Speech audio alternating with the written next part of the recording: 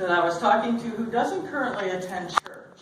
And so we got to talking about why he didn't attend church. And he said, well, as a kid, one of his experiences with religion was that he went to church with his mother.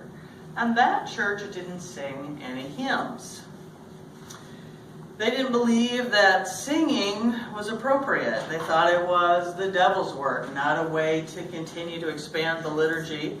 And this, coupled with his father's Jewish tradition, which used music in all that they did, had a cantor who sang, he didn't quite understand the strangeness of the differences that were so far apart that he said religion became a very difficult concept for him.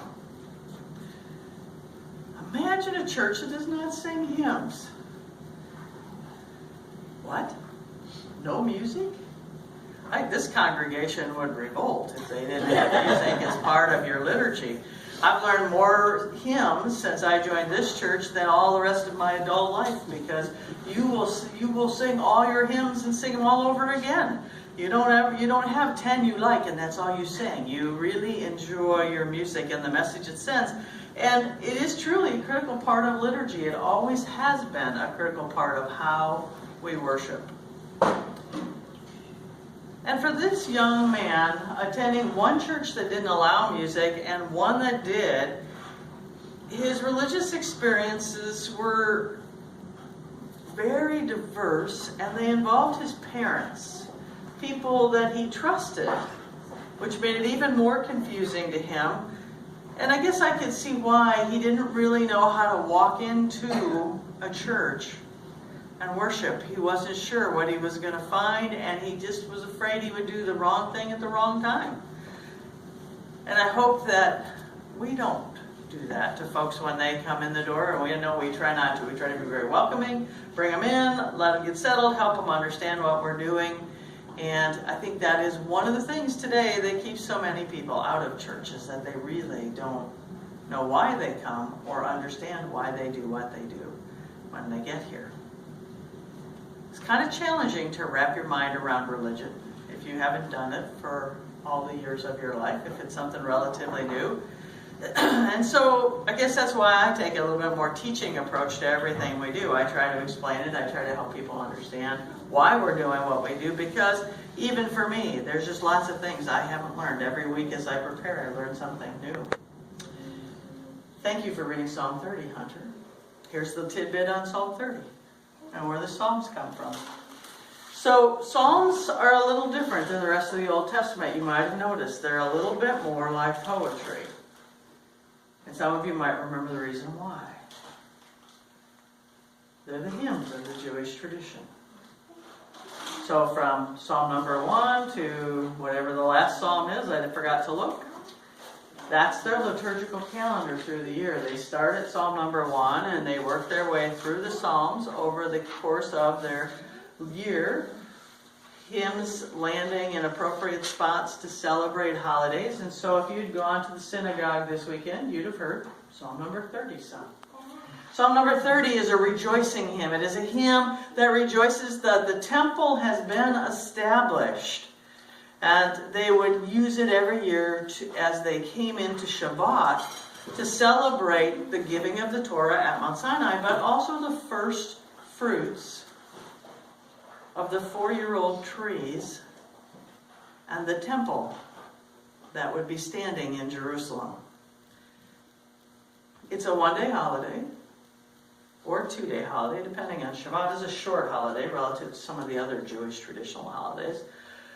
And today, the synagogue would be blessed, or not today, obviously it's a Sunday, this week, Friday or Saturday, depending on the tradition, the synagogue would have been blessed with the first fruits of the summer harvest.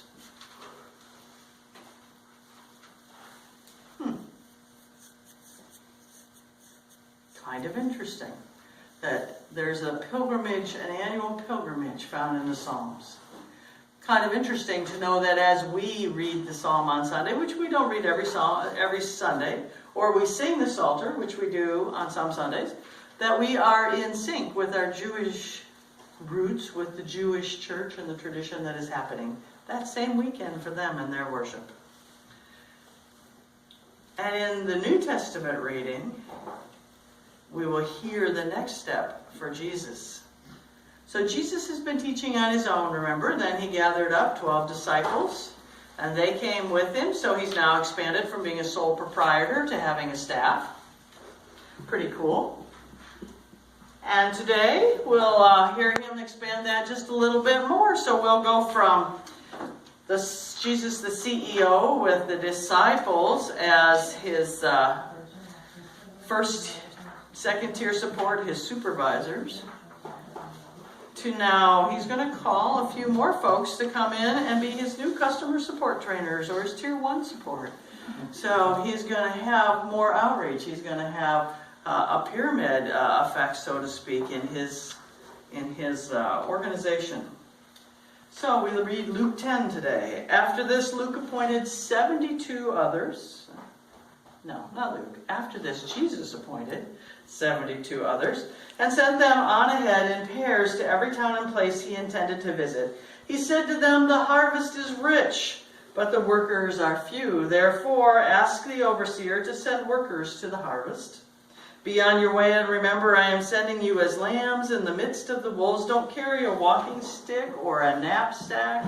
Wear no sandals, and greet no one along the way. And whatever house you enter, first say, 'Peace be upon this house.' If the people live peaceably there, your peace will rest on them, and if not, it will come back to you. Stay in the house, eating and drinking what they give you, for the laborer is worth a wage. Don't keep moving from house to house. And whatever city you enter, after they welcome you, eat what they set before you, heal those who are sick in that town, and say to them, 'The reign of God has drawn near to you.' And if the people of any town you enter don't welcome you, go into the streets and say, 'We'll shake the dust of this town from our feet as testimony, but know that the reign of God has drawn near.'" May we bless that reading to our hearts. And know that Luke was written about 20 years after Matthew and Mark. So at this point, the persecution had been reduced for Christians, or they weren't called Christians then, but for the Church of the Way, this offshoot of the Jewish tradition. They were looking for some legitimacy as a religious group. They were stepping away from their Jewish traditions, and they were reaching out to those who had also stepped away. They also were reaching out to a whole group of people who had stopped practicing the Jewish tradition.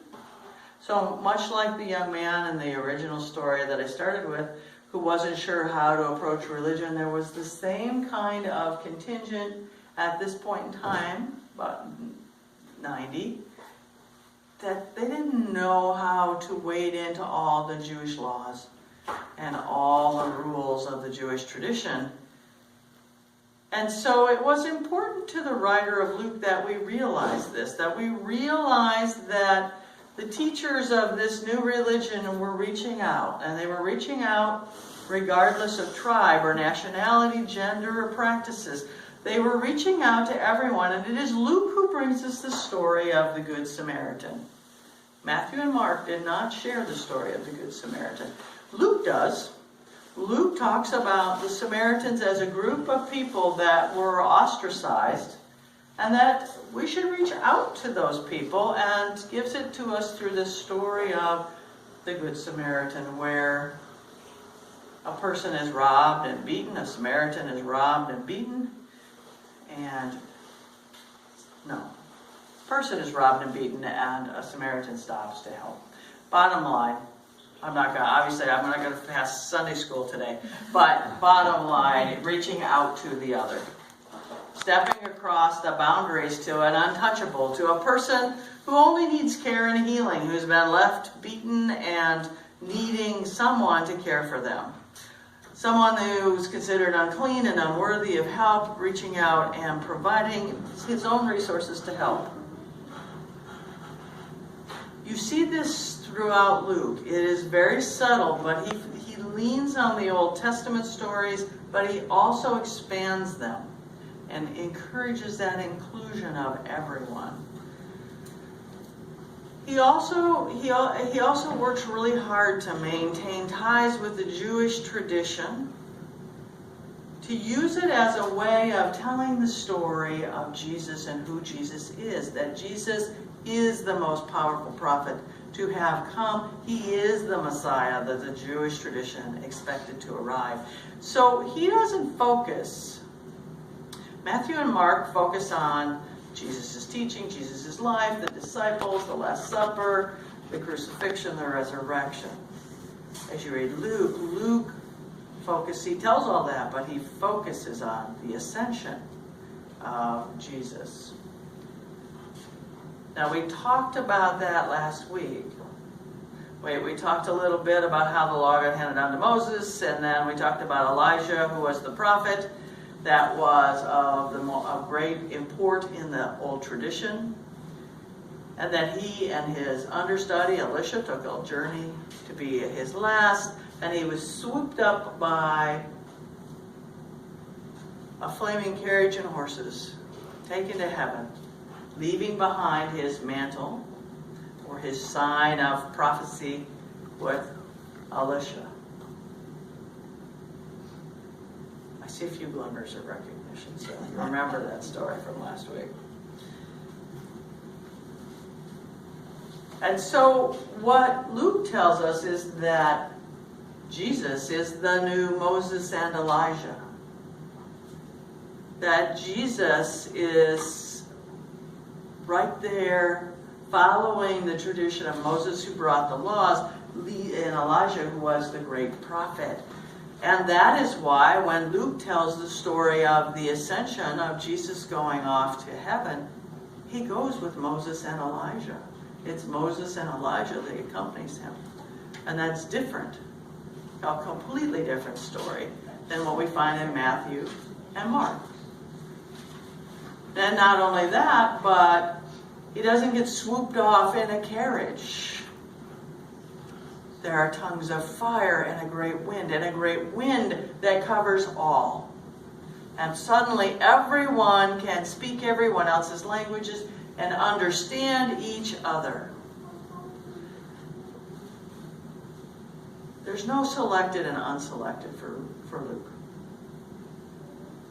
Luke includes everyone.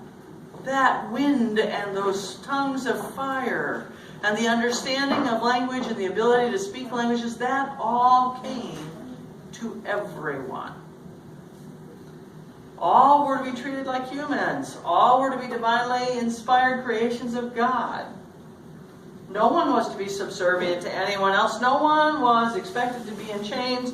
No one was to be perceived as of less value. Luke was writing and teaching people who were very dissatisfied with the current teachings of their leading institution, the Jewish tradition. They didn't feel that those laws were working for them. They didn't feel like those services were working for them.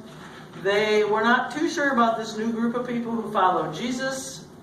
They were not too sure whether they believed the stories that Jesus taught.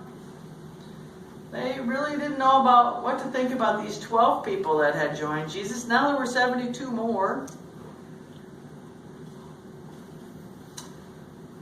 Things were kind of okay. The Roman Empire made things fairly secure. They had food. They had jobs, sort of. They weren't really too sure about the security of all of that. But things were pretty stable. So they really didn't know if they wanted to go over here and join these others or not, or if they wanted to just kind of hang out in their own little secure place in the world, or maybe just not participate at all. And as I read that story, as I prepared, I realized they were not so unlike us. As we find ourselves in the same sort of situation in many ways in America today.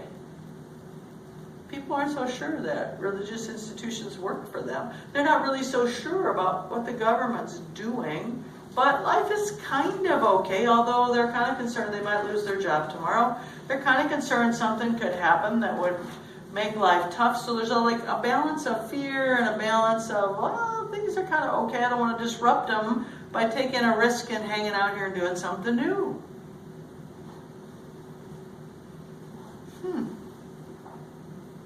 Kind of interesting. A human condition repeated. Probably not for the first time. Probably the balance that we work on all the time. Fear of a risk versus actually stepping out, learning something new. In the pilgrimage that we're on to learn new things constantly. I came across this study, and I laid a copy of it over on the table yesterday. It is the Public Religion Research Institute and Brookings Institute's review of immigration. It's an immigration survey report, and how do we all feel as we come into this election? So, you can break it out, look at what they have to say about Republicans and Democrats and liberals and conservatives if you want to. Label-wise, I just was more interested in overall what we think about our world at the moment here in America. Right now, they said that there are high levels of concern and anxiety and fear in the American public. Fear that they might lose their job. Fear that the immigration of non-Christians might cause damage to their lives. Nearly 6 in 10 white Americans say they're not comfortable being around immigrants who speak little or no English, compared to 4 in 10 black Americans and under 1/4 of Hispanic Americans. Fewer than 4 in 10 Americans say the current immigration system in the United States is generally working.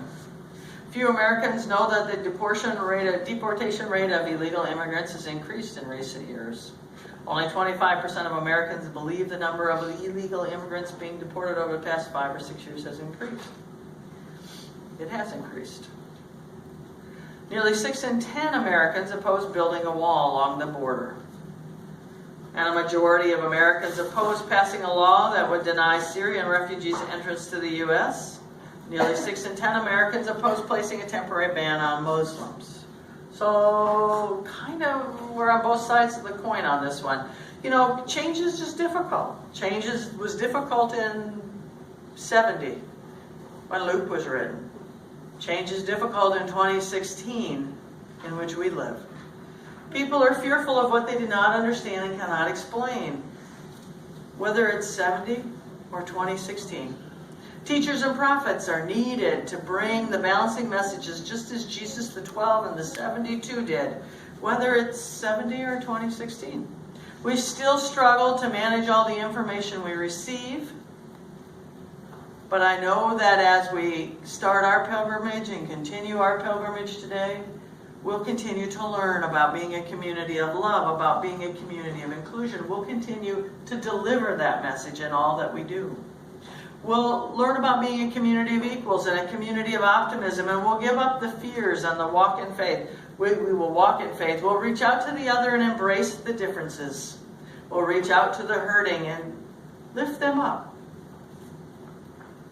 We'll encourage people to stop the hate rhetoric that we hear. We'll do our research.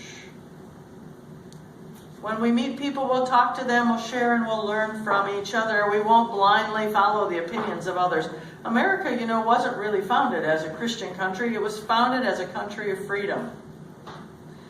While some came seeking religious freedom, others came seeking freedom from bondage. Others came seeking freedom from poverty. Others came seeking freedom from war.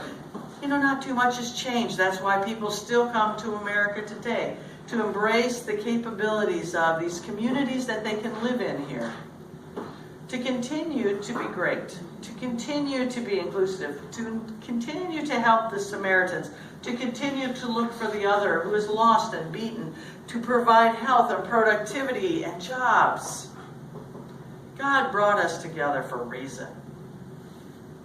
And since we believe that our God taught love, then if our God taught love, taught us that each and every life counts, taught us that separation isn't appropriate, taught us that we are just one tribe, God's tribe, then we need to go forth as prophets of that message and help bring the tribe back together. Amen. Hymn number 11 in the New Century Hymnal, Bring Me.